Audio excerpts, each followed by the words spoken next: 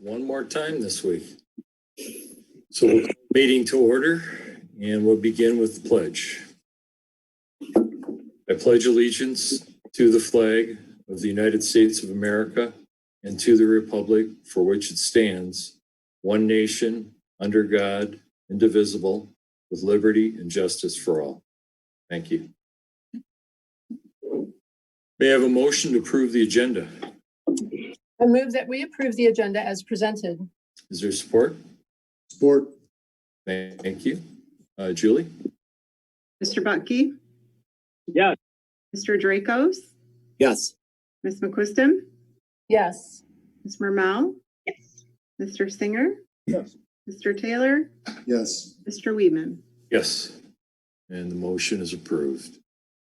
I'm guessing there's no public participation tonight? There is none. Okay, good. So we'll move on to discussion of our first round interview candidates. Before we begin that, I'd just like to say again, express my thanks to this board for the job they've done the last 3 nights. And in all the in-between times that you've been working on this as well. And I know that all of you have, and that we will all have thoughtful positions on where we're at on this tonight. So let's get the ball rolling here. And I would like to begin the thought process with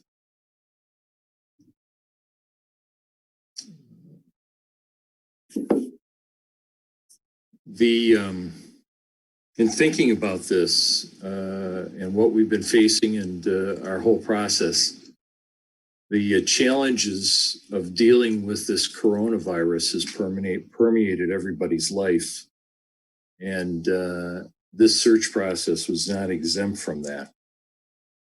The superintendent position posting period was interrupted by the suspension of school. The reposting period was well into the pandemic uncertainty.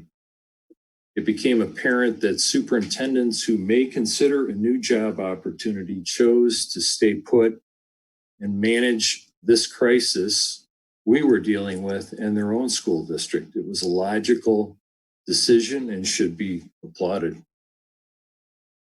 It was a pleasure to visit with so many talented people over the last 3 nights.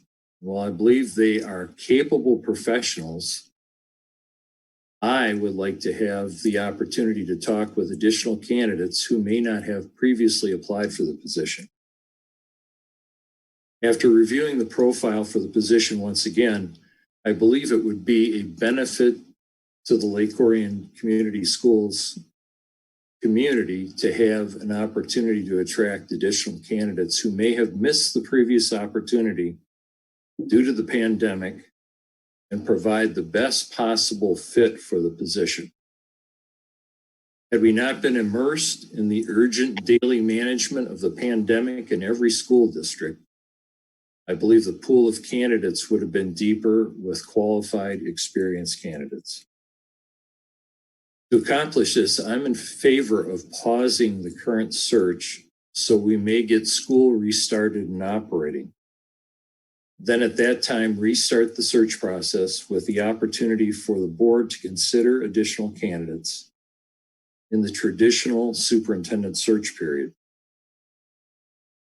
The most important thing a school board will ever do is hire a superintendent. My desire is to leave no stone unturned in our efforts to find the best possible superintendent for Lake Orion Community Schools. And I would invite others' thoughts. Anybody? Bergen?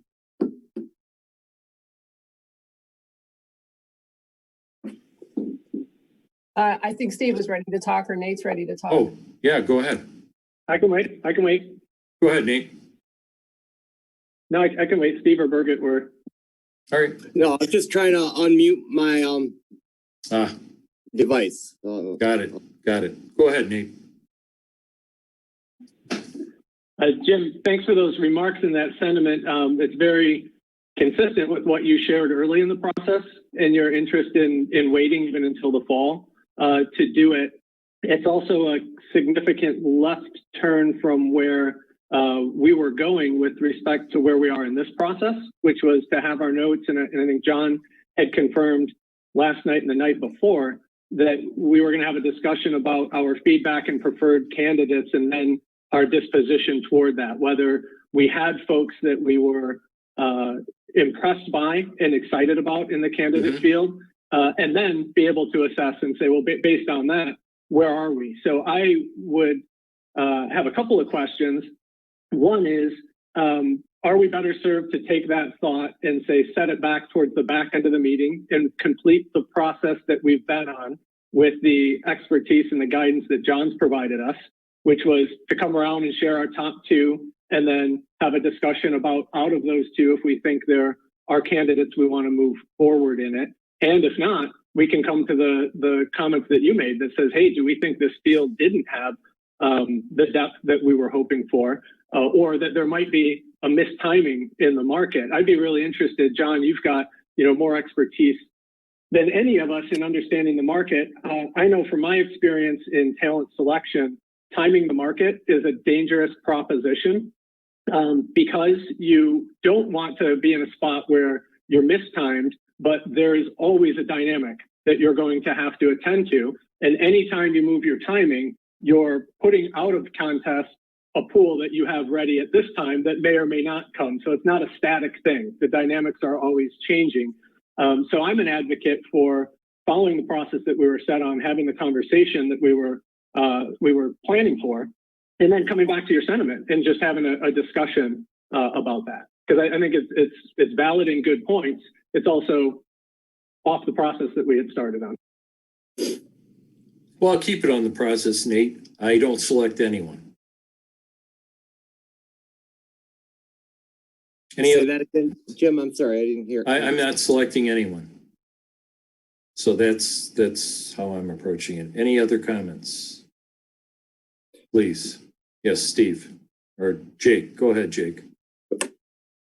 Yeah, I would echo what Nate said, that I spent much time, preparing, and I very much respected what John told us last night was, trust the process, allow everybody to say what they feel. And I do respect it, Jim. If there's nobody that you want to bring back, that an empty set, that's not no opinion, that's a null opinion. So you said, there's nobody in my set that I want to bring back. And I respect that.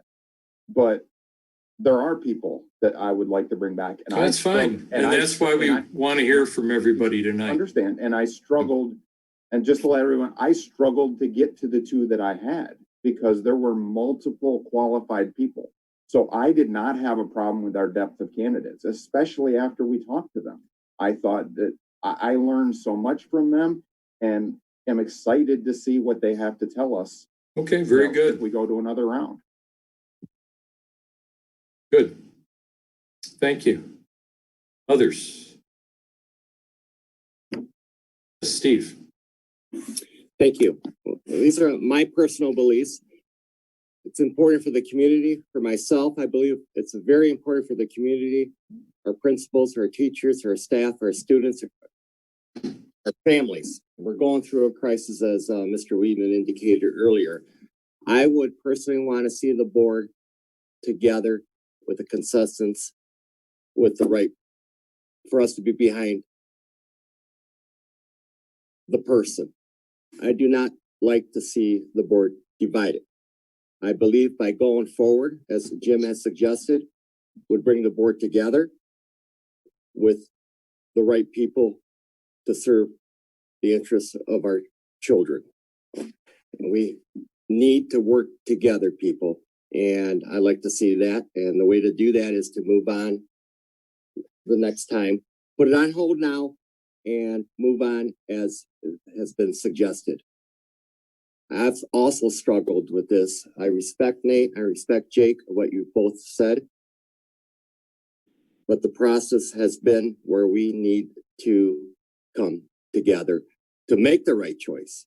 And in order to make the right choice, we have to be together and to be behind certain people that come before us. And if we can't make a decision in the right manner, we will make the wrong decision. Those are my personal beliefs, and I thank you for allowing me to express them. Okay, thank you, Steve. Scott? I would like to have the conversation because I too have two people that I would feel could move forward, and that would be awesome superintendents. I think that I would like to hear from John as far as his thoughts, because if it's a messiah that we're looking for, and that's not necessarily what happens these days, as far as the perfect candidate that jumps up and slaps us in the face as soon as we hear him. I thought there was one of those. I thought there was another two that would be very well qualified, and I would love to talk to him again and ask him specific questions about some of the things that in comments and things of shortfalls that have been pointed out for those people. I would love to be able to ask those people questions to be able to refute those things or to come up with answers for those. I guess my main question is, do we truly believe that there's going to be any difference if we restart this process in the fall? Because from what a lot of talks are, this COVID pandemic thing could last for another year and a half. I mean, I guess the question is, if not now, when? I know that we're saying, well, we'll pick it up in October or whatever. We're this far already. I would love to finish the process. So that's where I'm at. Others? Yes, Dana. Thank you. I would also like to get John's opinion on how he did feel that the pool was affected by COVID. This has been really, really difficult. I too, like everyone else, have poured over resumes, who have Googled, people looking for things in their district, looking at district websites, the interview process. There's a lot of things, the comments that people have sent in, the letters of recommendation. People who know me know that when I go full speed. So I've taken a lot of time in this. I'm also very cognizant of the candidates listening tonight. And I want to let them know I appreciate every single one of them. I appreciate what they brought to the table. I believe right now, Lake Orion is a very different district than it was 10 years ago, than it was 5 years ago. Even 4 years ago when we passed a sinking fund, and then 2 years ago when we passed a bond. We have a community that is really ready for a progressive vision. And I really wanted to hear about a progressive vision. And I think a lot of the candidates gave parts of that, but not really a full vision. And I'm not saying that those candidates may not have that. I just think with the stress of COVID right now, that has taken precedence over so much of our life. And while COVID is going to hang around, this school year is going to look very, very different. Maybe next year's won't, or maybe there will be a longer impact. I don't know, but I'm looking for a visionary beyond even the COVID and what the district's going to look like in 5 or 10 years. And I poured over these again, and there were some candidates that I did think did better than others, but there was none that really hit that for me. And I just don't know. I have a feeling that if we weren't in the midst of COVID, I think when we delayed our process the first time and we were going to interview in April, we might have been okay. But then we kept delaying it. That was, I think, a little bit of an issue. And these districts, like these people are working boots on the ground to try to get kids through. And then to ask them to prepare their vision to be what they want, the superintendent, I don't know. I'm leaning more towards what Jim is saying right now to kind of wait. But if it's appropriate for John, I don't want to put you in a position or, speak out of turn or anything. But if you could address how you think the trend is specifically with the superintendent and the effects of COVID, that would help me. If it's not appropriate for you to speak, that's okay too. I want to react just a quick second to Steve and Dana, because, you know, and everybody, you know, obviously respect everybody's viewpoints here. Well, Nate, could we hold up until we hear from everybody first? I was just going to ask something. I was just going to ask to clarify, but. Oh, go ahead. Go ahead. If you're clarifying, I'm sorry. Yeah. You should clarify it to understand what they're saying. Go ahead. Yeah, I was just going to look for clarification on it, because the thing I was advocating for is there's a difference between a first round and a second round interview.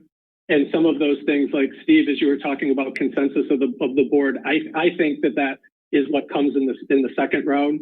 And Dana asking for that next level of questions, I think, come in the second round. So I wanted to see if we were all in the same process of going from first to second, and where we were at tonight's discussion, which you always have the right at the end of the second round to say nobody elevated high enough.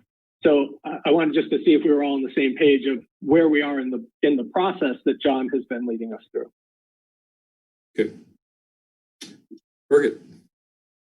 Well, that's actually the perfect segue for me, Nate, because the statement I was reading to you tonight, which Jim alluded to a lot of the strong points, that this is the most important decision a board makes. Hiring and employing a superintendent. This has been an incredible week for me in my life. I've never experienced a week like this in all of my board. 9 years. I've been almost 9 full years on the board, and I've not experienced anything like this. I have poured, like Dana said it, and I'm sure all of you did, poured over the resumes, the applications, the reference letters, did Google searches, did Facebook searches, listened to, I don't know, over 90, 100 community inputs on this. And I struggled with this decision a lot, and it seemed like I shouldn't have to struggle so much. And so I would welcome some input from John on this, because my inclination is to press pause and see if the candidate pool could be deeper and have more depth to it. While I appreciate everyone that applied, I do have that question and would welcome John's input.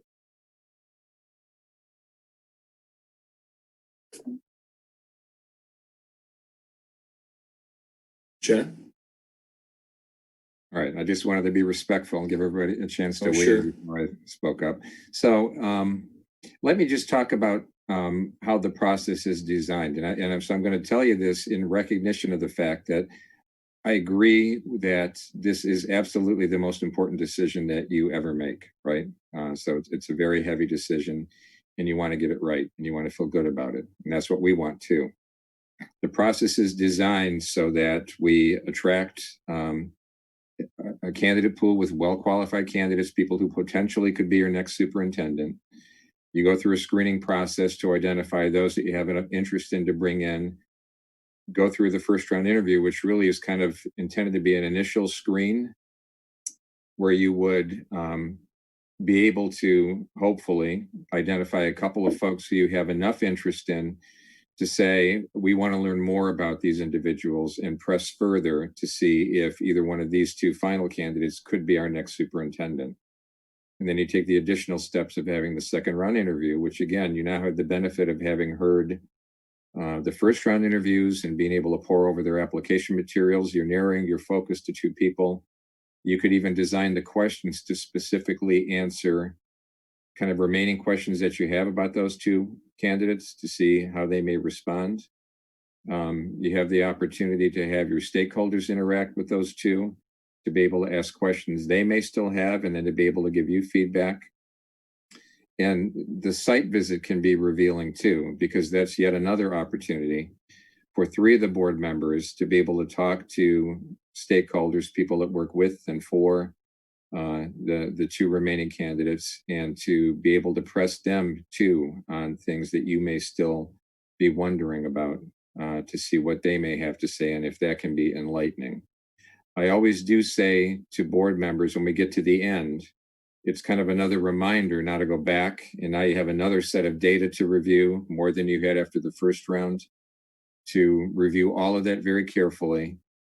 The hope is, of course, that one of those 2 finalists is going to stand out and that you're going to feel like we found the right person to be our next superintendent.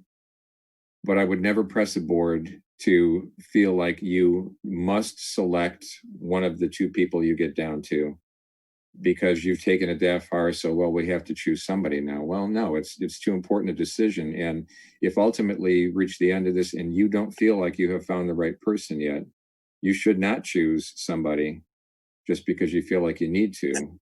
And at that time, you could put the brakes on. And the next discussion we would have is, okay, what are our options going forward? And where do we go from here? Now, having said all of that, if you all are in a position where, based on everything you've seen and heard, in your estimation, taking those additional steps isn't going to have you in a better place than you are now, and that you're likely to still feel like you have to kind of put a pause on this and restart at some point in the future, I mean, I certainly would respect that and support that. You know, my job, as I told you at the beginning, is my job's not over. I'm not done assisting you until you found a new superintendent. So whether that happens now or whether that happens sometime in the future, you're stuck with me until you either find the new superintendent or until you decide you're going to kind of be done with me and move along without me. So that's how the process is designed. And it really comes then down to you to make that decision.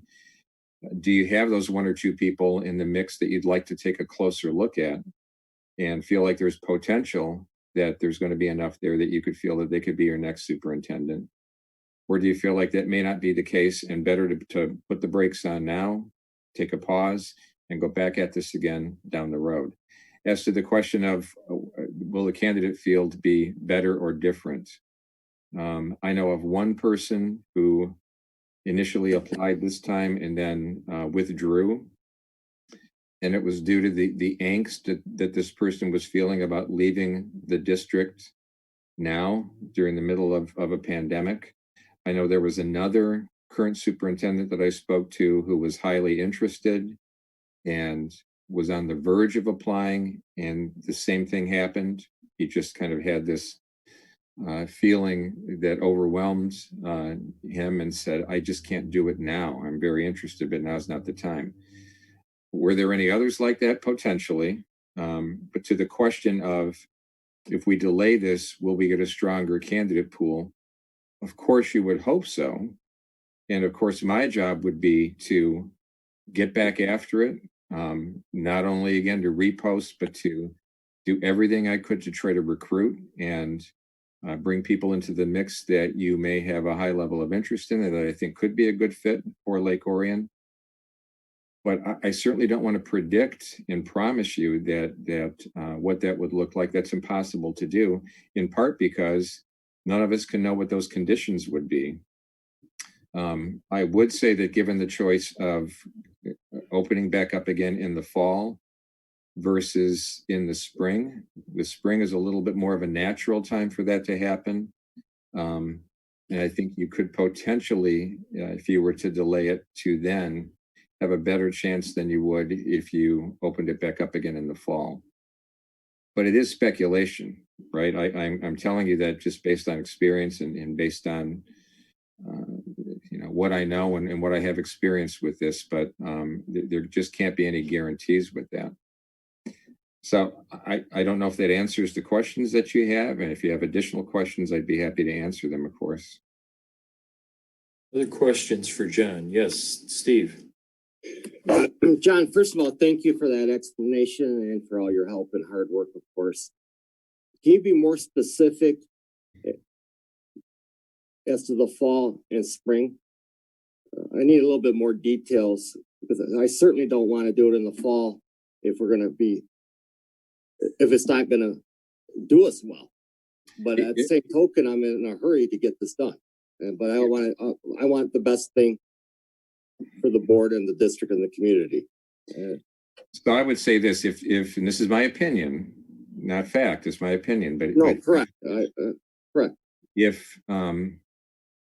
If part of what you would be seeking is to say, we believe that we could perhaps get a deeper candidate pool. We feel that we owe it to ourselves to have the deepest candidate pool we possibly can because this is such a critical decision. then I would say the risk that you run if you go back out and repost in the fall is you could be right back in the same boat, where if I'm a sitting superintendent and I was reluctant to leave my district and apply to Lake Orion in May or June because we were in the middle of this kind of pandemic and this uncertainty, I don't see things being a whole lot less uncertain come this fall, honestly. Whereas hopefully, we don't know that either, but hopefully you get to next spring, perhaps things would have settled a bit, perhaps there'd be more clarity, I don't know. So I'm suggesting if that's your goal, I think you perhaps stand a better chance if you were to go back out in the spring versus the fall. And John, my follow-up question is, I certainly don't want to lose credibility, or the board to lose credibility, or a community or a district to the pool of applicants. If I'm applying for a job, I don't want to go to a district that may not follow through. So therefore, I would like to see the best possible time to do it once, not twice. I don't want to do it in the fall and then do it again in the spring, or do it in the fall and not have the right selection. Because I don't want to lose credibility with what's out there. And we'll do it again. We've got an excellent school district, and that's why I'm counting on, or we are all, of course, counting on you, but I'm only speaking for myself, obviously, to help guide us with your professional opinion. This is your expertise, and what you recommend is going to sway me personally. So I appreciate that. And I do think you hired MLI for a reason and me for a reason. At the same time, it's your district, right? And you're going to live with this decision. I'm not. So of course, I'm going to respect where you feel you need to go with this. And again, I'm going to support that however you choose to proceed with this. And that's a promise. I will do my best to see you through to a positive finish that you're going to feel great about, however you decide to proceed tonight. Thank you. Other questions for John? Yes, Jake. I want to build on, I like the word that Steve just used, credibility, because that's the one that hits me. So is there any difference in credibility from your experience about a board who does see the process through, and then in the second round, after getting the deeper look, says we're not gonna offer the job to anybody, versus a district that would say we just saw 6 people and we're not bringing anybody back? Does that hurt our credibility more, or where is our credibility? Where are our risks, to put it that way? That's a really good question, and I'm not sure I'm in a position to answer it. This is, for me personally, this is uncharted territory. It just is. I'm being honest with you. So I could speculate about what prospective candidates might think if you were to stop the process now and then restart later, versus going through the final round and then making the decision to kind of put the brakes on and go back after it. Whether one would make a significant difference over the other, I really would be guessing, and I hate to do that. That's just, I'm being honest with you. It really would be purely speculative on my part. When you did say you haven't seen this uncharted territory before, what's the sample size? How many of these searches have you seen? And are you saying that in that answer, nobody has ever shut it down at this point? No, what's the answer? I will say this. I don't know. I'm not aware of a search that was stopped necessarily after the first round. That doesn't mean it hasn't happened, and I wouldn't claim that. At the same time, I've never personally been involved in one that didn't result in the district selecting its superintendent from the pool that it had. I do know that there have been districts, not a lot, but I know it's happened, where districts have gotten to the end of the process and just said, look, we are not convinced we've necessarily found the right person yet. And so, again, then they discuss options and decide how they're going to go ahead and proceed from there. That certainly has happened, although, again, not with great frequency. So what I'm speaking to is, you're asking for my opinion. it's hard for me to give about kind of how people might view it one way or the other, only because I haven't personally experienced it, and nor have I had enough firsthand knowledge of when it has occurred to be able really to speak to how people have reacted to that. Yes, Nate. Yeah, one of the reasons why I advocate taking the next step is in the process of selection science, and when John presented the approach they take compared to the other consultancies, and the aspect of deepening the inquiry as you go through, it does warrant that you do get insights that you otherwise don't have if you don't go through the steps in the process. I was kind of thinking of it a bit like, you don't judge dinner after the appetizers are served, right? You're asking a different set of questions, you're exploring a different set of things, always reserving the right to say it doesn't fit. But from my vantage point, when we've gotten to a spot where, from my view, there are some very exciting candidates in the pool, and I think hearing them out and giving them the chance to see would put us in a spot 1 week from today that we could have the same discussion and be in a spot where we have a lot more information than we have today about the candidates who have put themselves through it. So, Jim, you offered a recommendation at the beginning or an idea of postponing it. I'd offer the alternate one, which is let's narrow the field and do the second rounds and then have this conversation. And if we are in a spot where, Birgit, I appreciated the way that you described it. Is there enough there? Did we really see it or not? Well, then, we have the right to not move forward at that. It is, nobody's disagreeing that this is the most important thing that we do. Others? Scott? Yes, sir. We hadn't heard from you on this, so I just wanted to include you in it. I'm still of the same opinion. I appreciate John's comments. And I realize that the world is in uncharted waters right now. So it's not just this process or this board or things like that. So I understand that our reactions are new, right? And these are things that nobody's ever had to deal with. But I do agree with Nate that, if we don't have the opportunity to ask the difficult questions, how do we truly know that these people aren't somebody that we want to push forward? Because it's like last night I was thinking of it, it's like you're on an hour and a half video date and you're going to get married tomorrow.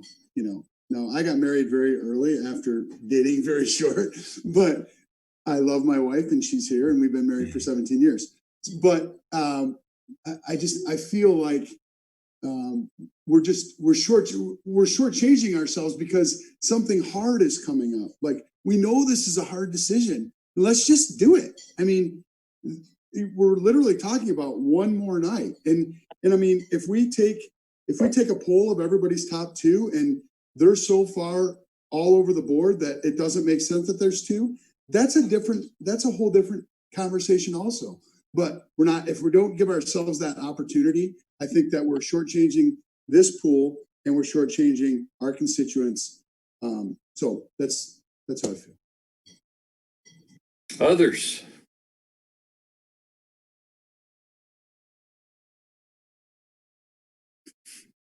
I'm sure you have something else on your mind out there, somebody. We're going around. Let's get it out right now. Yeah.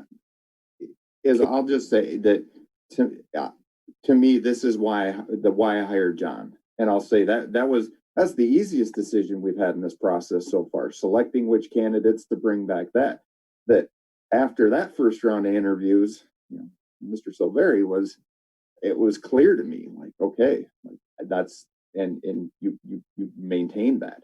And that's why we're here today with you, is why we hired you. Is I would prefer to let everybody talk it through. John talked us through it last night. Put out there the names we like. If 6 different names get put out there and it's shown that we're not going to be able to come ahead because we got 6 different people with 2 people supporting them.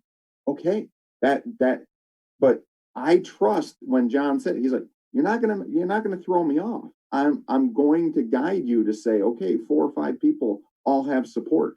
I'm really excited for tonight because I wanted to see John do his stuff. So I really hope that we don't decide not to even go through the process that we were going to try for tonight. And like I said, if we get to the end of the night and we don't have that consensus that you're looking for, Steve, then I'm there. I don't want to make you feel uncomfortable, but just take, I would hope we could take the next steps. Let tonight play out the way John described it and see where it takes us. And John also pointed out many other things, Jake, too, that I took into consideration and I am taking into consideration. And you're right. We did hire the gentleman to advise us, and I took his advice very seriously, and I continue to take it seriously. And he spoke for himself just a minute ago. Thank you. Birgit? Well, I'm still in, this is a really difficult position to be in. I was not able to come up with 2 final candidates. If John, were you able to address that issue if it comes down to the board not being able to come to a consensus? What does that mean? Or do you just let it play out? Well, I mean, we let it play out, but I would say part of, in light of the discussion that's taken place already, if there's clearly not consensus on moving any of the current field forward, that would be telling, right? I think that might inform you in a way that you need to be. And, you know, if the feeling was that we believe that we've got the field that we need, and we're just having trouble, coming to consensus on the 2 that we want to advance or the 1 that we want to advance, that's one thing. But if it's clear that that opinions are all over the map, including some, Jim already weighed in and said he really would prefer not to advance anyone, for example. It really would depend when we hear from all 7, just kind of where everybody stands and where that leaves us. That would result in another discussion. You know, what I typically do is I'll just tally what people are saying and kind of repeat that back to you. This many people supported this candidate, this many supported that one. Again, quite often, we're lucky, it works out well, and I'm able to say, all right, majority of the board favored these 2 candidates, and it's fairly simple and easy.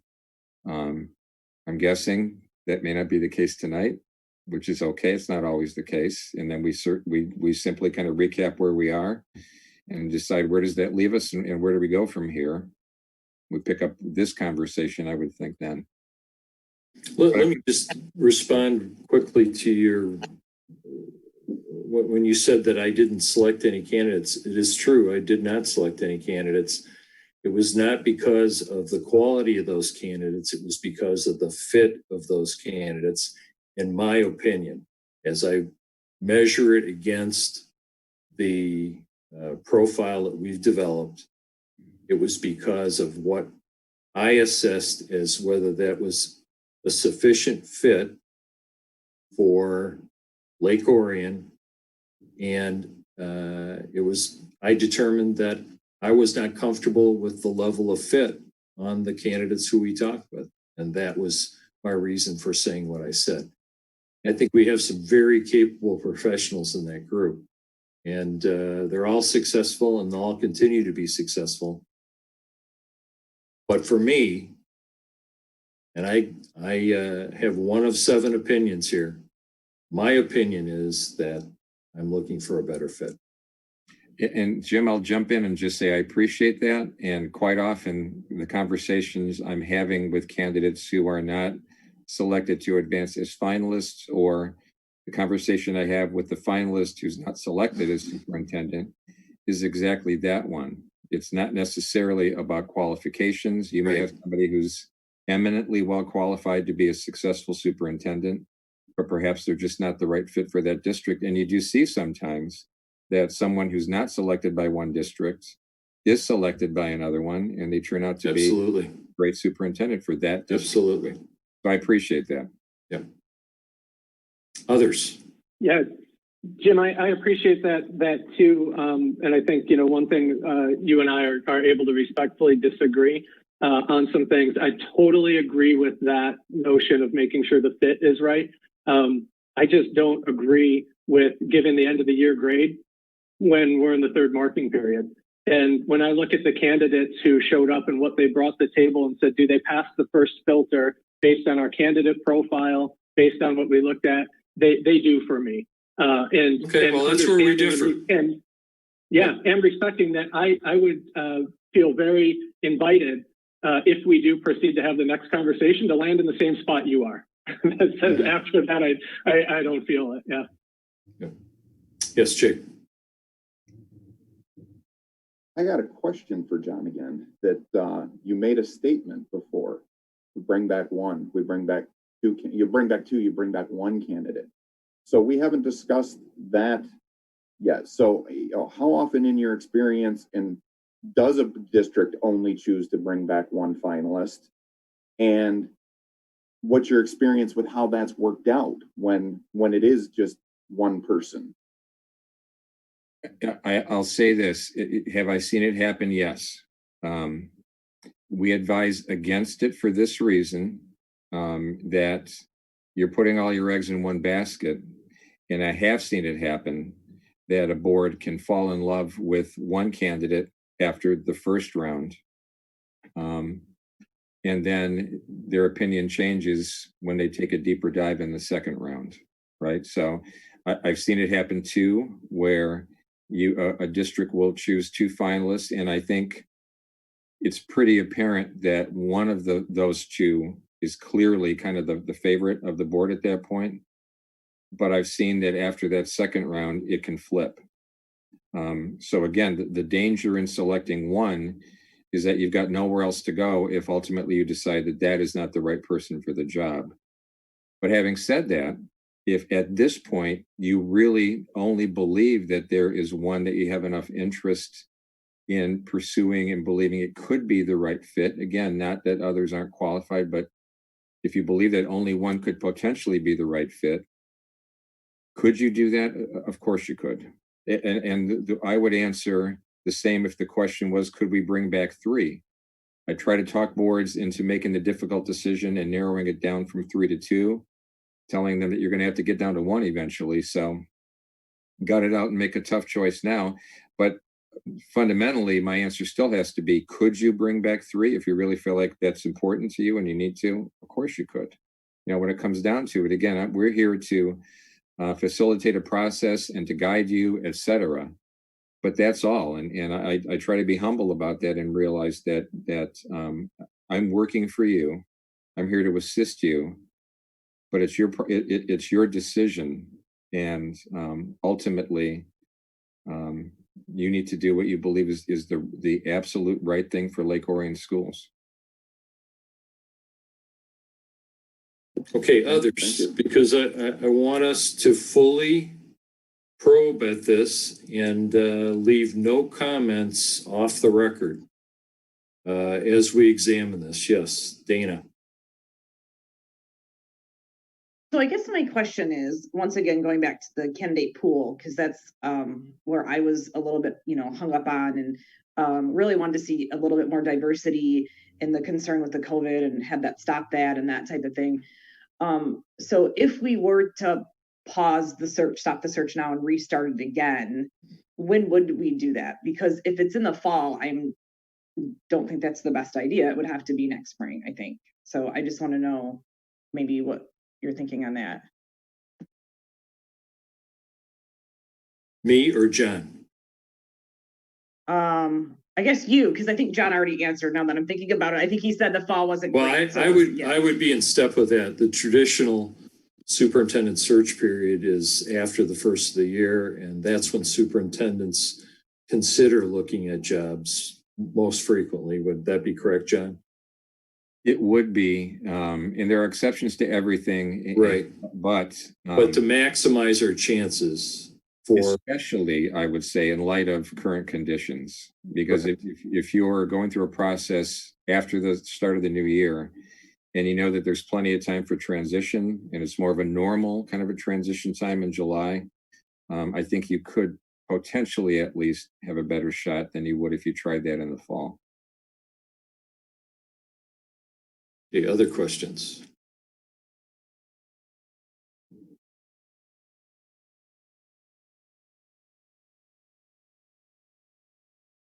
No other questions? Yes, Scott?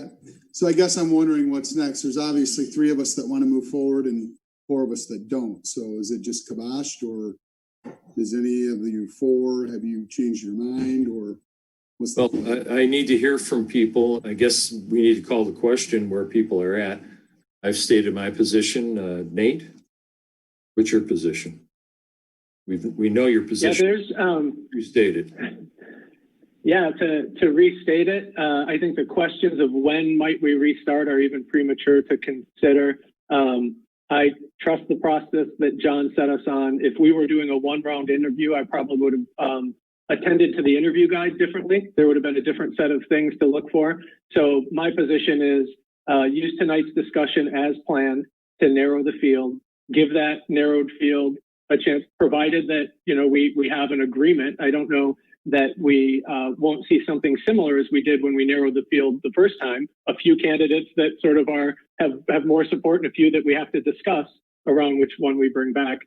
So my preference is that we have the discussion to review the candidates who put themselves forward, check and see if we have the enough agreement to have the second round, and then have the second round interviews. Do the process through, and then if we're not in a spot where we feel confident, have this broader discussion at that time.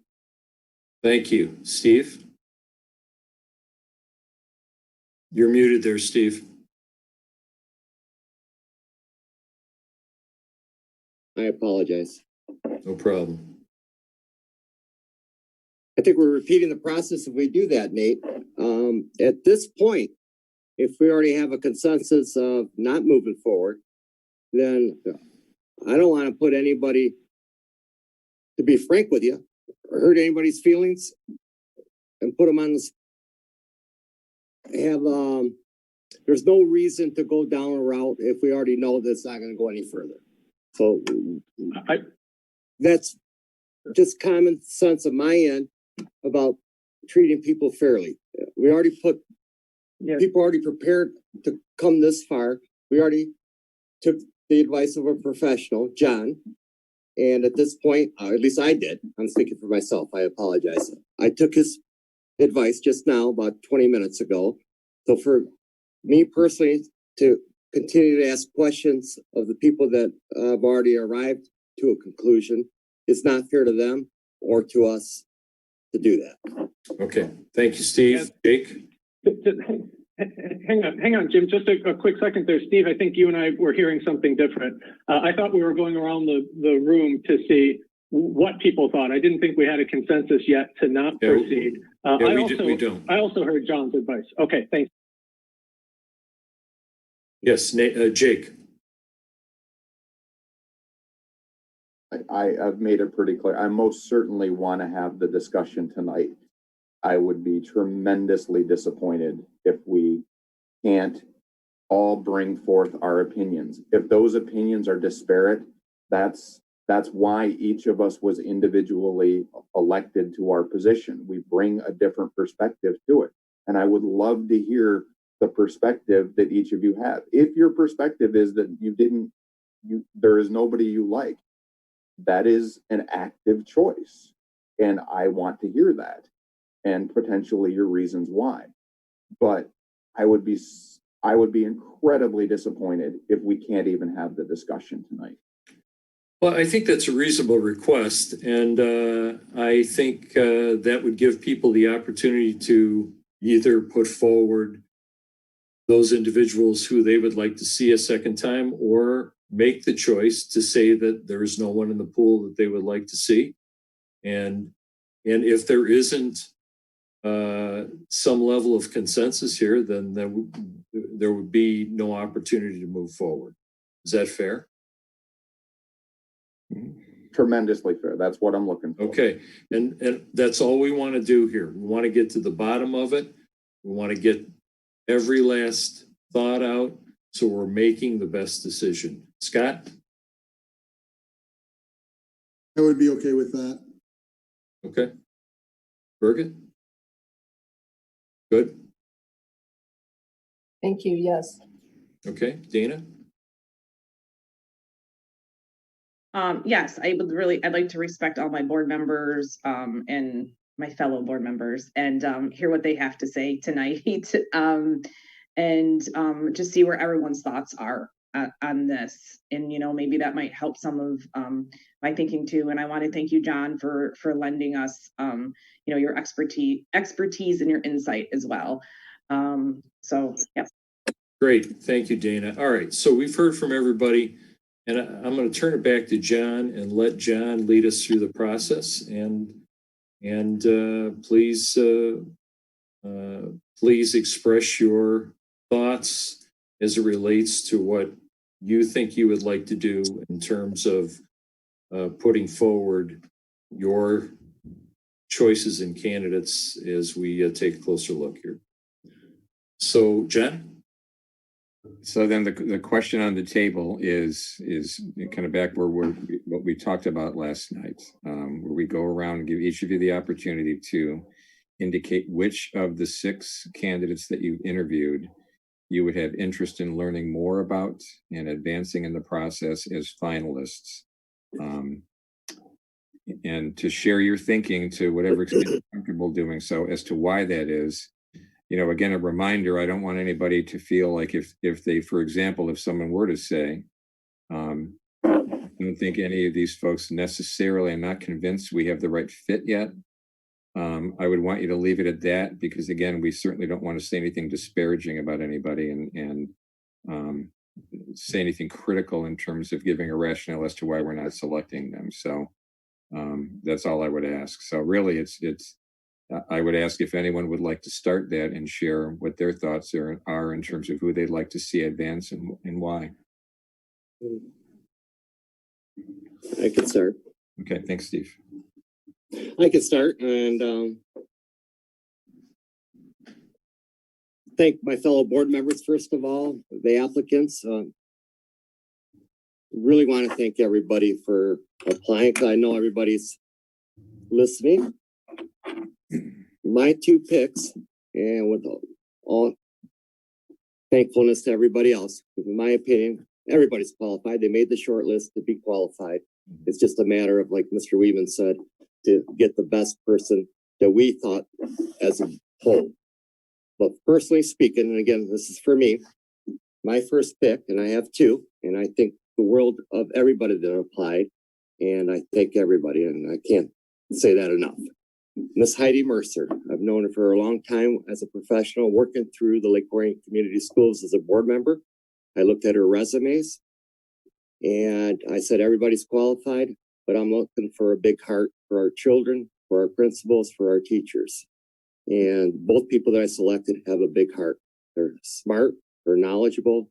As to Miss Mercer, specifically speak to her first, has proven herself in many, many areas, and has volunteered her time tremendously in the community, and which is proven by the resume, by the letters of reference. For example, one that stood out in particular was from the Chamber of Commerce, but there were many, from her peers, from a parent, Mr. Todd Garris, and that goes to show you that across the board, knowledge brings comfort, and we need comfort in these times. Comfort that we have a known person. And to me, Miss Mercer is known to our children, known to our parents, known to our everybody. And she can walk into the local library, they know her. She can walk into the local car dealership asking for a donation for the Lamp of Learning, they know her. They respect her. She's kind. She reciprocates. Because when you ask for a donation, many times, they're going to ask for you to donate back. And Miss Mercer has always donated back without asking the school district to reimburse her. So it's just one example of many. The second candidate that I personally, and again, I'm speaking for myself, and please guide me, John, if I go down the wrong road. Mr. Kirby impressed me tremendously last night. I made a phone call to a judge at New England Pier in Lansing, once I reviewed the gentleman's resume. So I took interest from there, and then I paid attention, but I paid attention to everybody. But I paid attention specifically to the comments as they came out from everybody. And Mr. Kirby showed me again that he has a big heart, which has been proven with his family life, how hard he worked to get where he's at, and how humble he is. He's very down-to-earth person and would make a good fit here in Lake Orion and would work well with the cabinet that I know. Cabinet meaning the people that work with the superintendent.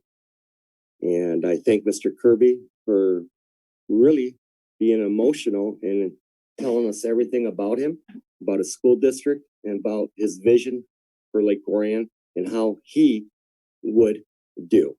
So both those people, Ms. Mercer and Mr. Kirby, have my full support. Thank you.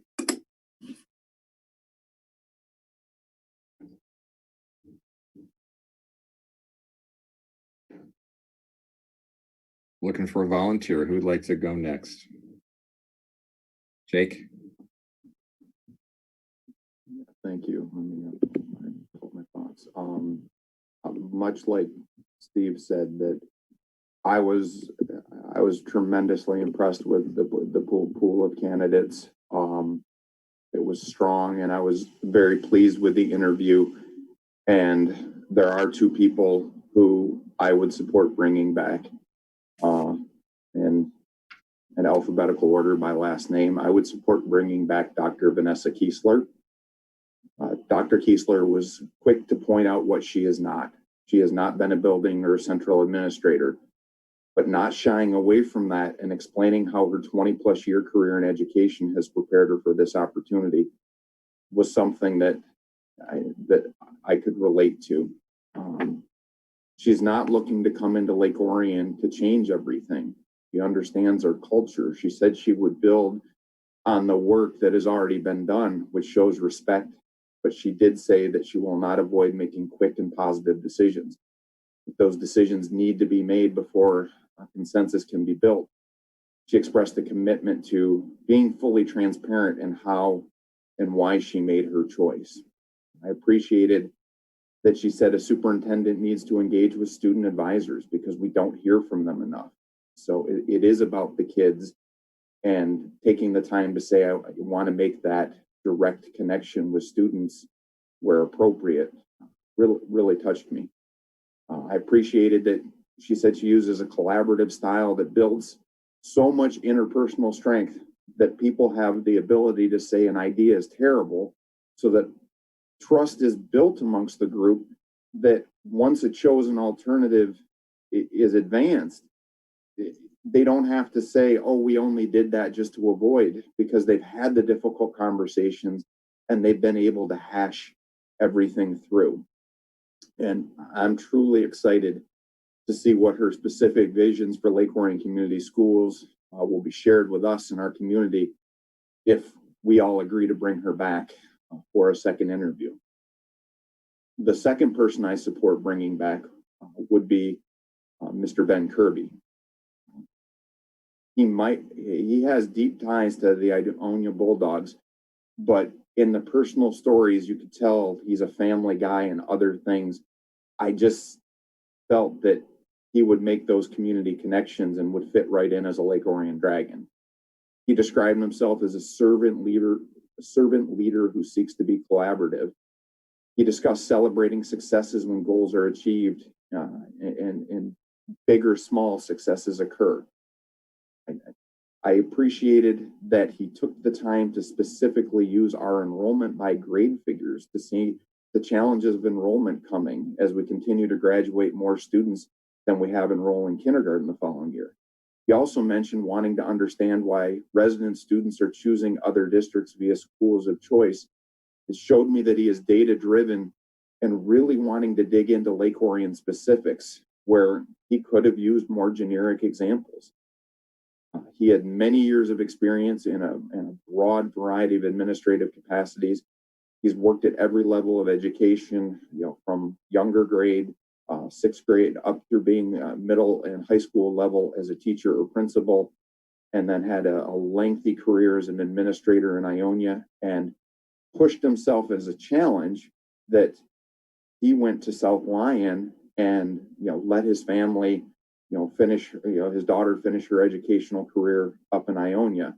So he was very much committed to career growth while balancing his family. And I think that's the type of person who will fit in well with our Lake Orion community. So I just feel he was an outstanding candidate, and I really want to see what he'll say in the second round and how he will interact and connect with our various stakeholder groups. Thank you.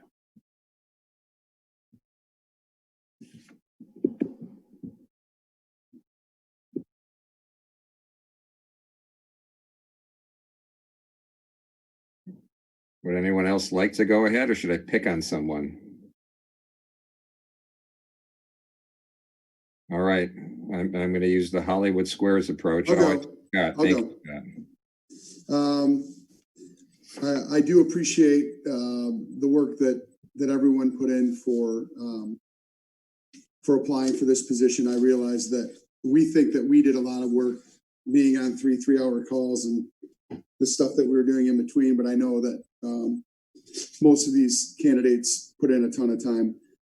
My picks, and my first pick would be Miss Heidi Mercer. I think that she is the true personification of a dragon. I want to know more about how she would be the superintendent. I don't know that we actually got to probe that. I think that the original round was talking about what has been done, and I look forward to the second round being what would you do? That's how I pictured in my mind. And I just cannot ignore the countless letters of recommendation and the outpouring of support from students and staff and parents and business folks. And I mean, the amount of people that have called me and come up to me and, just with their support, I have to echo that as an elected official. And then my second would be Mr. Kirby. I thought he was very dynamic. I thought he answered a couple of questions that I had a couple discussions with Nate, and we were talking the other day driving home, and I mentioned one question and said, I don't feel like anybody's answering that the way I want to hear it. And that night he answered it, and it was like spot on of what, not necessarily what I thought it should be, but I knew it was a dynamic question that could have a dynamic answer, and it just really hit me.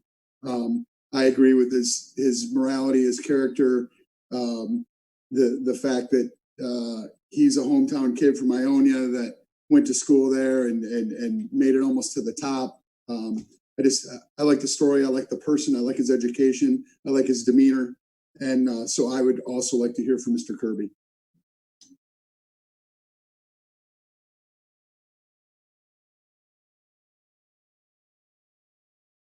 Dana, thanks. Okay, so it looks like since listening to your suggestions, John, and Nate saying maybe probe a little bit further in the next interview. I do have two candidates that I did like, and I will suggest those. And the first one, well, I'll also go in alphabetical order, and that's Dr. Keesler. She, granted, her route is very untraditional, but she is smart as a whip. I respected the application process, and some of the stuff she shared with us was that she started in a teaching environment, and then after that got really interested in collecting data and how to help the kids, and then she went to policy, and now with the letters of recommendation that we received from her, which were all really outstanding, it was very much now that she knows this information and she wants to put boots to the ground. So here's a woman who started boots to the ground, got hired, educated herself more, and now wants to implement that. The other thing I like about her is that she did not say this, but she went to Harvard and graduated with high honors. And I'm not saying school is everything, but that really says something about someone's dedication to education when you're pursuing at that level, and then you consider to, pursue a PhD. And so that means education is very important to you. And I really think she, as far as my fit for wanting progressiveness, I think she would be the most progressive in our district. I know some people are concerned because of her learning curve. I think that she is smart as a whip, and I think that she would get on board right away. The other thing I liked about her is that she really was focusing in on all students. And I know when we say inclusivity, a lot of times it includes special ed students. And people who know me know that special ed students are near and dear to my heart for several reasons. But I think there also needs to be an inclusivity of a percentage of children who are very high achievers and need to be more challenged. And a lot of times those students get overlooked. And I think that with Mrs. Keesler's knowledge base and with data, and that she would really be willing to look at that. And I really thought overall that she could bring some very unique characteristics. And if I'm now looking at this, instead of halting the process or pausing the process, looking at who I would want to delve deeper into, it would most definitely be someone with those characteristics and experience. The other person I really liked was Mr. Kirby. Once again, I thought that his interview, he really came across as a man who, obviously students are very important to him, but relationships seem to be the most important thing to him. And I think in Lake Orion, that is something that we really need to work on, is building better relationships, building employee morale, lifting our staff up. And then when you have a staff that feels connected, that feels heard, then that's going to trickle down to student performance. There's studies that prove that, but that's kind of a common sense thing. I do believe that he was a servant's heart when he talked about being out there, not just the meals at COVID, but definitely like delivering to the actual COVID families. As far as going into a community, when you talk about someone going and asking for donations, I've actually never heard of anyone doing that. That takes a special talent to be able to put yourself out there and say, I want money, and not everyone can do that, So those are some things that really stuck out with me. And obviously he has so much education experience, he knows his stuff in that way. So I would like to hear more of his vision for Lake Orion. So those would be the two. If we do decide to proceed on that, in this process, those would be the two I would be interested in hearing more from. Thank you.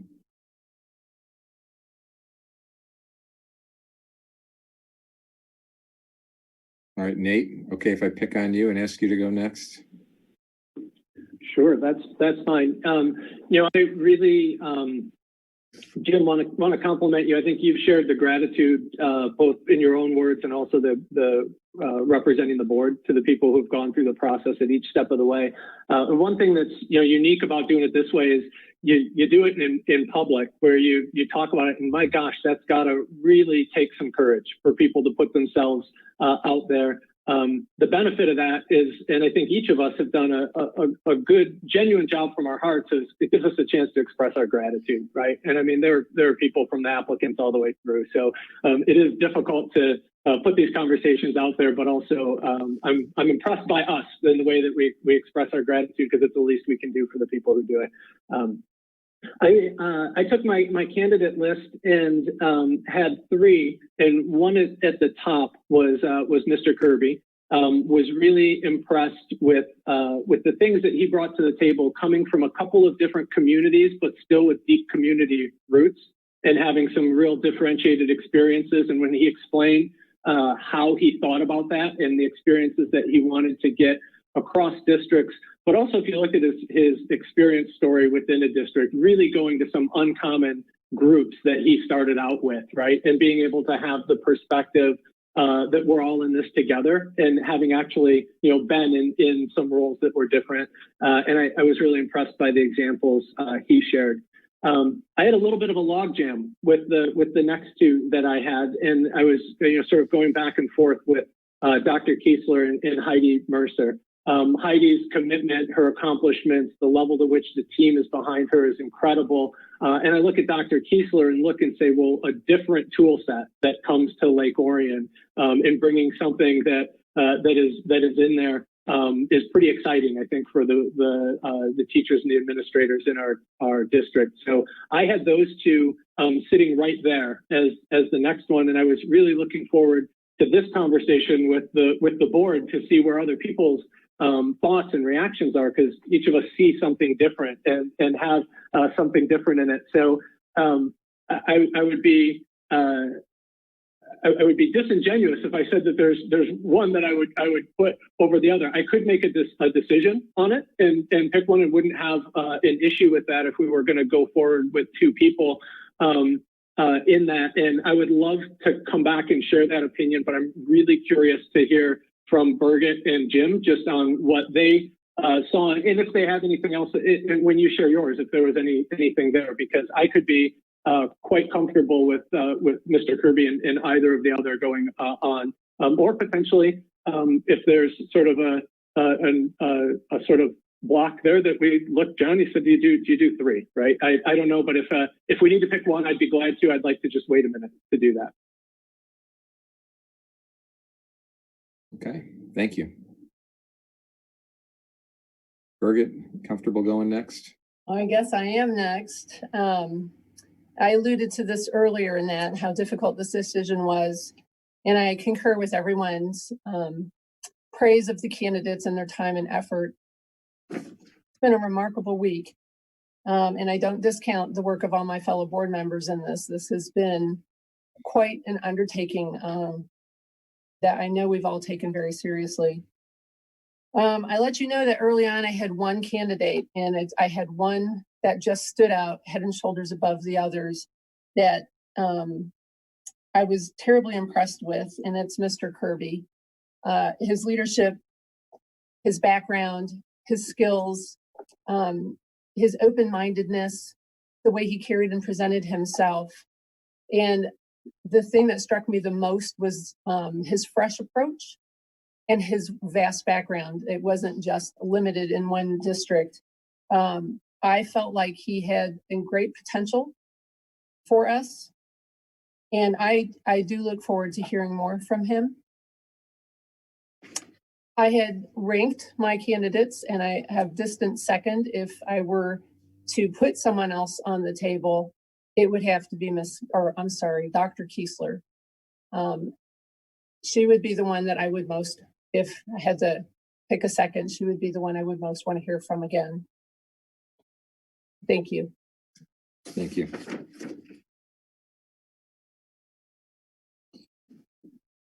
And Jim, I don't know if you want to add anything to what you had. Well, yeah, I would like to add something and restate my admiration for the candidates who did apply, and express my thanks for all the work they put into their efforts for the pre-interview, the application, all the work that goes along with it. And as I said earlier, I think we have some very, very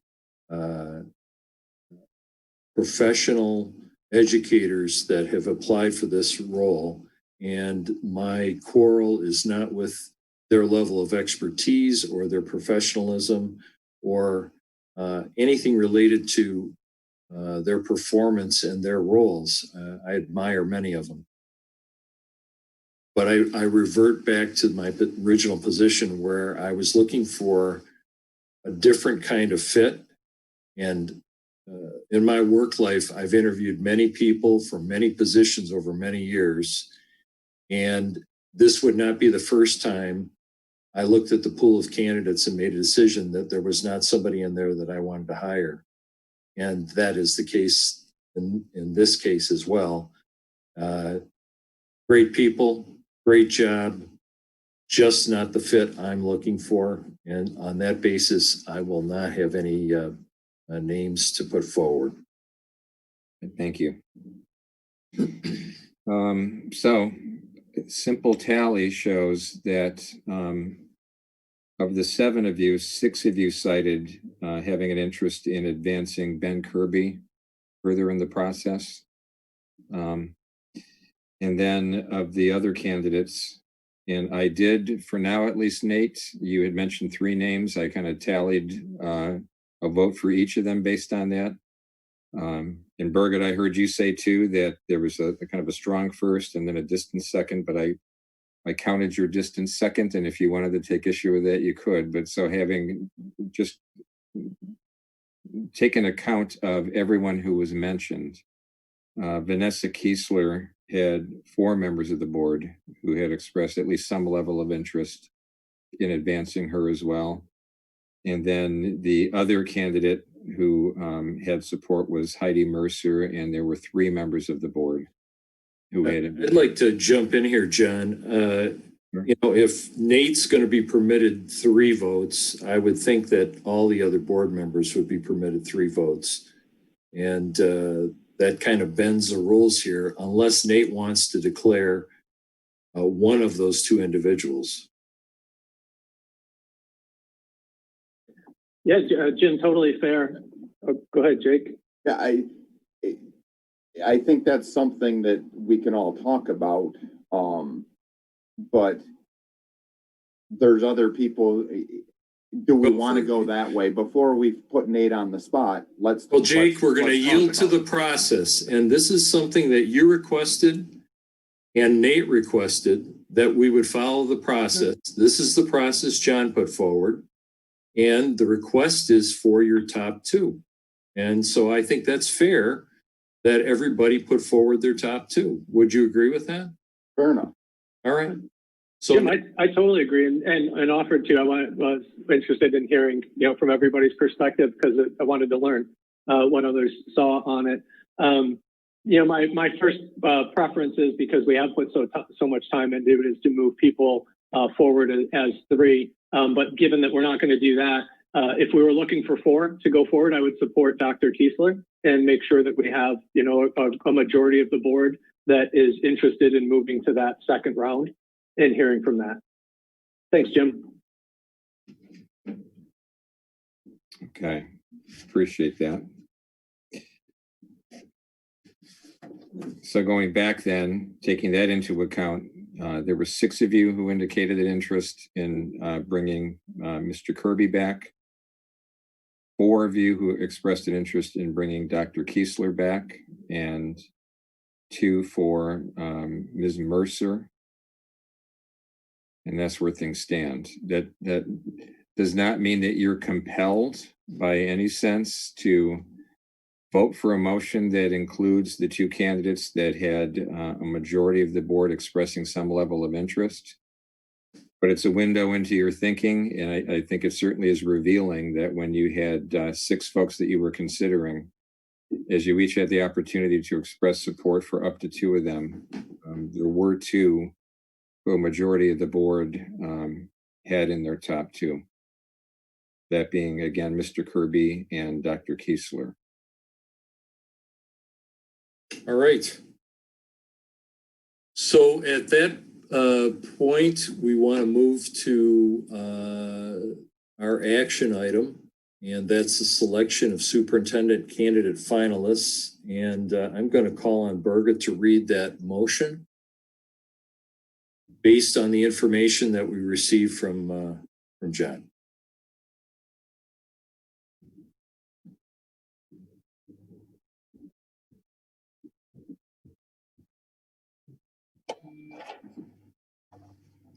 Okay, I think I have this right.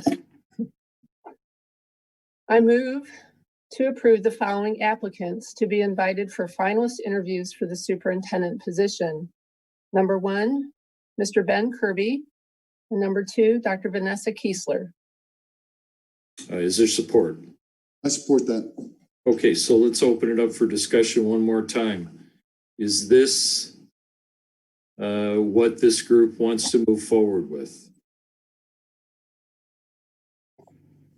Steve? I thought we already spoke about that topic.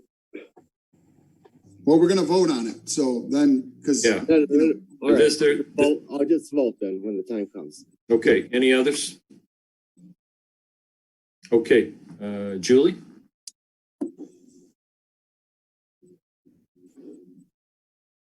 All right, Mr. Butke, Yes. Mr. Dracos, No. Ms. McQuiston, Yes. Ms. Marmel? Yeah. Mr. Singer, Yes.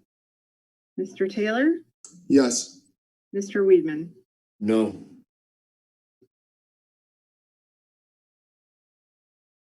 Okay, the motion passes and we move on to our recap and next steps. I'll go back to John with this so you can kind of recap where we're going to go from here. And you're muted. Thank you. It would make next week, it'll make next week a busy week as well. So what we've got is on Monday night, we'll be looking at interviewing the two finalists as selected tonight, beginning at 6 o'clock. First interview scheduled for 6 o'clock, second interview for 7:10, allocating up to 60 minutes for each interview. Given that, we're in a position too where we'll need to identify the interview questions in a pretty short period of time too. So what I will do this evening at the end of this meeting is I will forward you, again, kind of a bank of second round questions that we have to provide to you as options for you. And I want to stress that those are optional. You could go with all of them, you could go with none of them, or anything in between.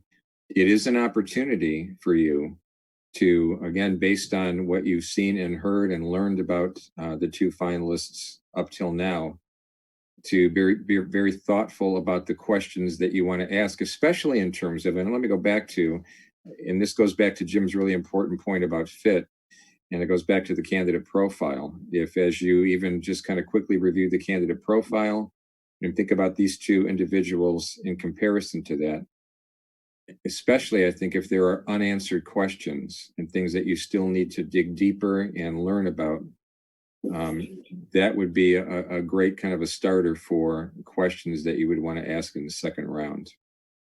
So much like we did for the first round, if we could, I would ask that you review the questions that I provide to you, but feel totally free then to get a response to Jim and to say, here are questions I would prefer to ask.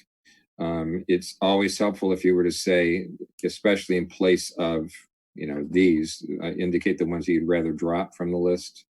It worked quite well last time, and with all that feedback, Jim was able to provide me with some guidance, and I was able to put those first round questions together. So we would take that same approach for Monday.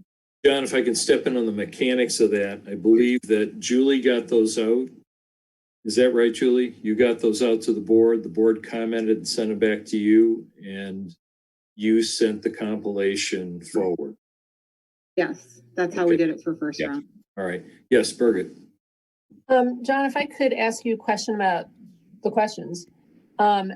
They are going to be identical for the candidates again. Is that what I'm hearing you say? So there's no way to differentiate these two very different candidates? That's a great question. I'm glad you asked the question. We do, in the second round, permit some variance if there are specifics that you need, and so the questions might be different for the two candidates.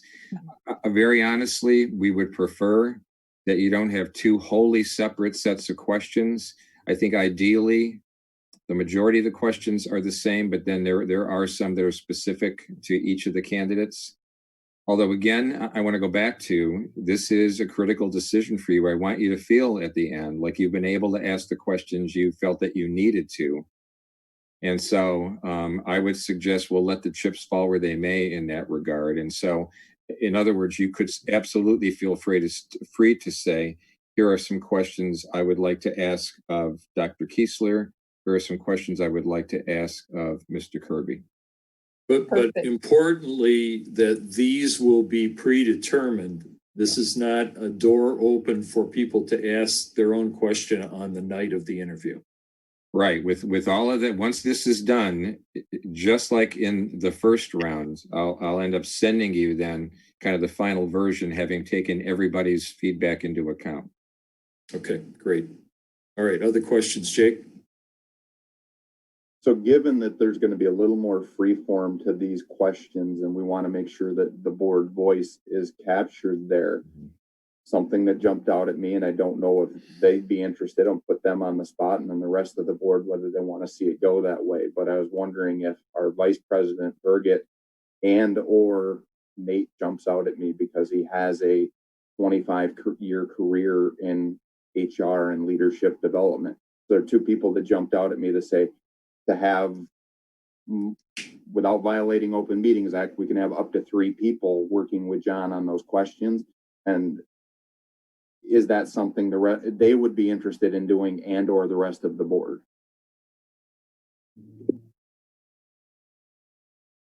Well, I think the opportunity here is for everybody to forward their thoughts to John, and John we brought on board to guide us through this. I think he's in a better position to craft those questions based on his background in doing this specific work. But I don't want us to miss the essence of what our questions are that go to John. And then he's going to try to work within that window of time that we're going to have for the interview and send us back the product from there. I think that's probably the best way to come at it. John, would you agree? I'm absolutely fine with that. Yes. Okay. What I would try to do, we'll have to talk about the timing of this, but if we could do this, and again, I know it's a short turnaround, and after an exhausting week, that's a lot to ask. But if we could turn it around quickly enough, for example, if I could get these to you by Sunday, give you a little bit of a chance to look at them. And then if you did have any kind of a quick response you wanted me to consider, questions, concerns, there'd be a little bit of a window for that to happen before I would get the finalized version to you then on Monday. Okay, so Sunday's good for everybody? Fantastic. All right, we've got a plan for that. Anything else right now that we need to talk about, John, ahead of Monday? Unfortunately, yes, there is. All right. We do. So we have, I think it sounded like there was agreement in kind of mirroring the process for engaging stakeholders at this point with what I had described we had done in a couple of other districts. Identifying the 3 groups: administrators, staff members generally, and then community members, including parents, as a 3rd group.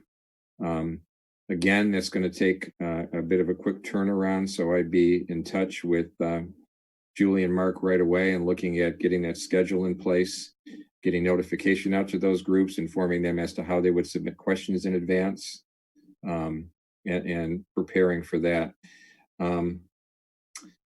I will say in terms of timing, here's where it could get a little bit tricky. Well, and then looking at, so that would be, normally I would say, well, let's do that on Tuesday and Wednesday. And then Thursday and Friday could be the 2 dates that the 3 board members who are going to participate would engage in site visits. And just quickly with that, what I advise the candidates to do to try to replicate what we do in a face-to-face site visit too, is to identify a kind of a broad spectrum of stakeholders that would be able to give the 3 board members who are asking questions kind of a true sampling of kind of who they are, what they're all about, what they've done, what they're capable of. And they would provide me back with a schedule that I would give to the board members so that you would know what to expect. In this case then, so what would happen, and typically it's over about a 3.5 hour period, 30 to 40 minutes per group.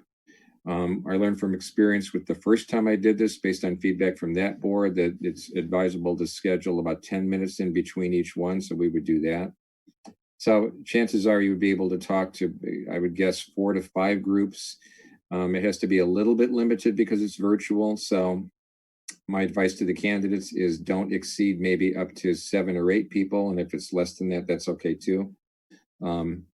And I would be able to provide some really kind of generic starter questions just to help those board members. But again, that's an opportunity for the board members to say, what is it that we're still wondering about these folks? And even if the wondering is, it seems as though this person has a strength in this area, but we really want to hear from the people who kind of lived with them and experienced it. And is that really the case? that's fine too. Or if there really are just some questions that you feel are totally unanswered, that's a great opportunity too. So I'd have to get that going pretty quickly too, because the candidates themselves, again, pretty short window, are going to have to start reaching out to those folks, getting commitments, getting a schedule in place. So I think even now I would have to know with certainty. I know 3 names came up, but then I knew Scott had a bit of a conflict potentially.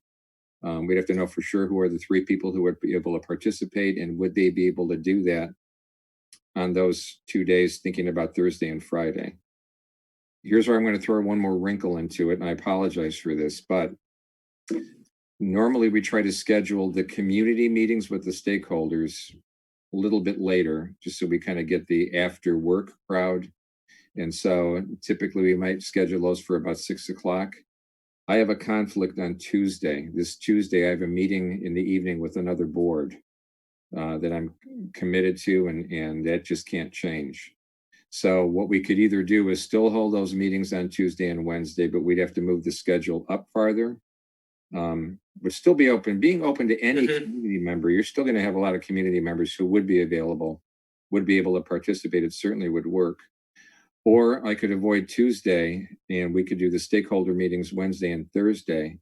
I'm a little bit concerned for you. I don't know if that would create a challenge, even though board members aren't participating in both.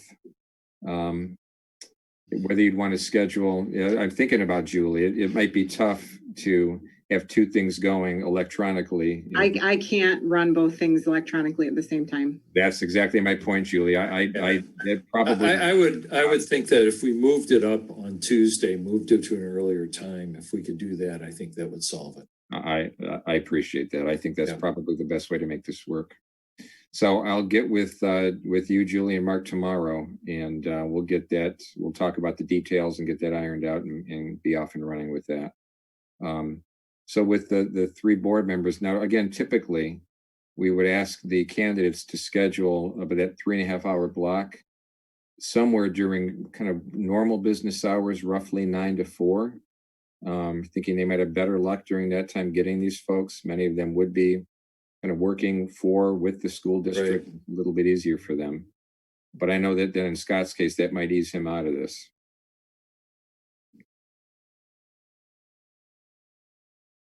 Yeah, it just would depend on time. Like I obviously could do it after 3:30, but if it needed to be during the workday, I totally understand. And when I committed to it, I was home every day. So right. Okay, so as it stands right now, who we have on board for that? I'm on. Birgit, you were on, and our third, Dana. Could you be on that?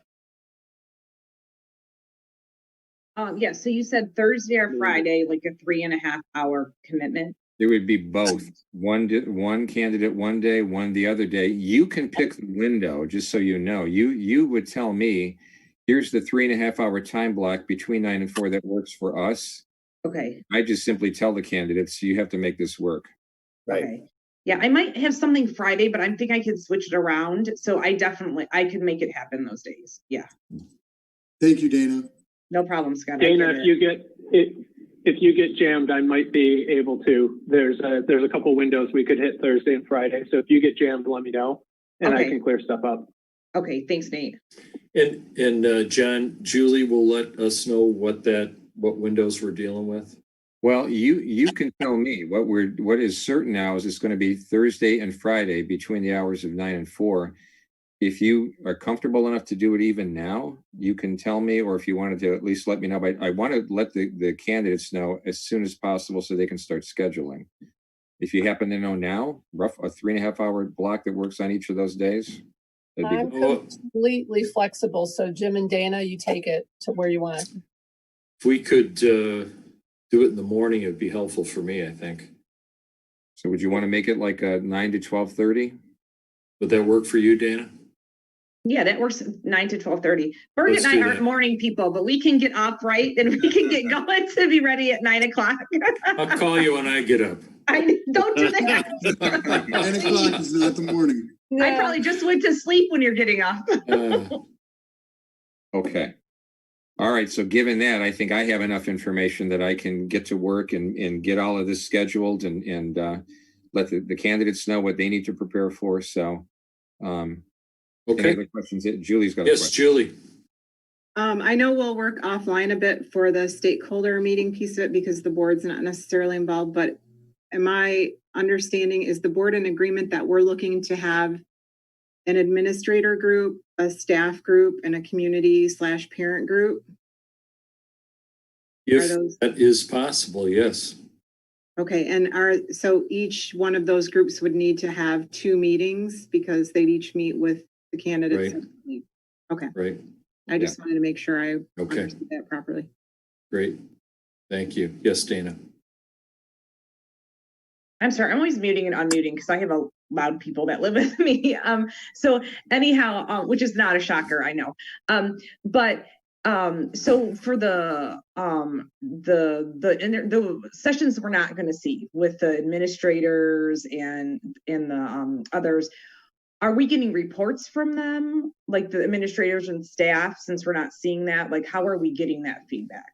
I would presume you could use the same process you have to collect feedback up to now after the interviews. You'll still want to do that after the second round interviews as well. You want to give people a chance to give you their feedback on what they heard with those. But it's especially critical with those administrator and staff member meetings and question and answer kind of session with the finalists, because you won't be listening in on that. So the only way you're going to get a sense as to what happened there, and really the only way you're going to benefit from that, is if you get feedback. So whereas you invite people to give you feedback and encourage it after the interviews, I really push that hard with those groups. And only so much I can do, right? But I try to twist their arms as best I can and really stress that, look, this doesn't do much good unless you provide that feedback. So please do. And again, up till now, based on limited experience, they've been pretty good about that. How are the parents how are the parents chosen? Obviously, they're gonna have to be invited, right? We wouldn't choose. It's wide open, literally. And So you just don't want us going in there, but it's gonna be a public number, or is it on cable? with the you could, if you, I think it's totally appropriate if that link that you're providing to parents and community members, you could go more public with that. You really could put that right up on your website. And you folks could log in and listen in too. The fact that it's not interactive, the fact that it's, I've accepted the questions in advance, so I'm asking the questions, the candidates responding. You're not interacting. All you're doing is listening. So you're not violating the Open Meetings Act. You're not meeting, you're just listening in on something that's occurring. So those people aren't really meeting either. They're just watching. That's true. Yeah. That's exactly right. So it could just, rather than being on an online format, it could be on TV. Right? That's up to you folks. I don't know the mechanics of that, but I suppose so. As your Independence Township Board member, we don't get on TV. There's Okay. 15% of the district that doesn't get it. Okay. I was just thinking a lot of people may not be familiar with Zoom that haven't worked remotely. So I want to give people the opportunity to watch it, obviously, even if it was on Facebook Live or something like that. Julie? Well, first of all, I don't have ONTV slated to cover those events. One, because we didn't have a schedule. We still don't at this point. But if that's your wish, we certainly could inquire with them on their availability. But since we're using the Zoom platform, we do have the capability to record all of these sessions. And as you know, the previous interviews went live, not just through ONTV last night, but we put our own recordings on our site too. We could do that after the fact. I think that would be adequate, don't you, John? I'll be really blunt about the reason that you typically don't do that with the staff member meetings, it'd be administrators and staff members. Honestly, you want to give them the opportunity, and I'm not saying that would be the case here specifically, I'm speaking broadly, but suppose they want to say, we've got a knucklehead board and they're really difficult to deal with, and what the heck are you going to do? That's true. They could. I'm just being straight with you. So I think if they know that it's their opportunity to have their questions answered and they could be as straightforward as possible, and that it's some semi-private, it's only the administrators in that meeting, it's only the staff members in theirs. They could be a little bit more free to be forthcoming. That's the reason I think I was more referring to the actual public meeting. Yeah, I thought that's what you were talking about, Scott. I'm sorry, Scott. So with public, absolutely. Yeah. Because the administrator meeting and the teacher meeting realistically could be a Zoom where those people could interact, right? Yeah. Yeah, I was just saying, it seems like, I think once people see that there are two candidates that we're going to interview, they're going to be very interested in even seeing them. So I think Julie's solution is right, Jim. I think you're right that if it's recorded, we can watch it the next day. Right. And I do like how it's on our website. People don't have to go trying to find on TV. I mean, once you find it once, you always find it. But I like that it's on ours. You just click it and you could watch all of them. I thought it was very cool.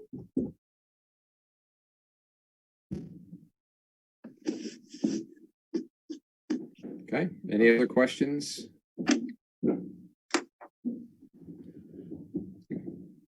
Okay.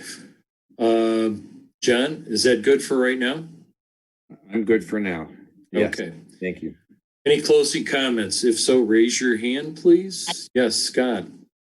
I just want to say that I appreciate this board today. I know that we had a long day going back and forth with some different viewpoints and different opinions, and I appreciate the leadership. I appreciate everybody's viewpoints, and that the fact that we could come together and come to an agreement. I'm very happy to see it. I would have been happy. I would not have been as happy if it went the other way, but I was willing to compromise if that's the way it was going to go. But I look forward to moving forward with these two candidates and with this board. Thank you very much. Others? Yes, Jake. I said it before, I'll say it again, John. I so appreciate your calm, steady guiding, that's allowing everybody to come along, and we all came on the journey at our own pace, but your steady leadership where you sort of like what we do for our students, meet them all where they need to be met. And I just truly appreciate how you have led us through this, and really look forward to as it intensifies even more next week with the two wonderful candidates that we'll get to see again. Others? Last call? Hearing none, this meeting is adjourned. Thank you. Good night. Good night.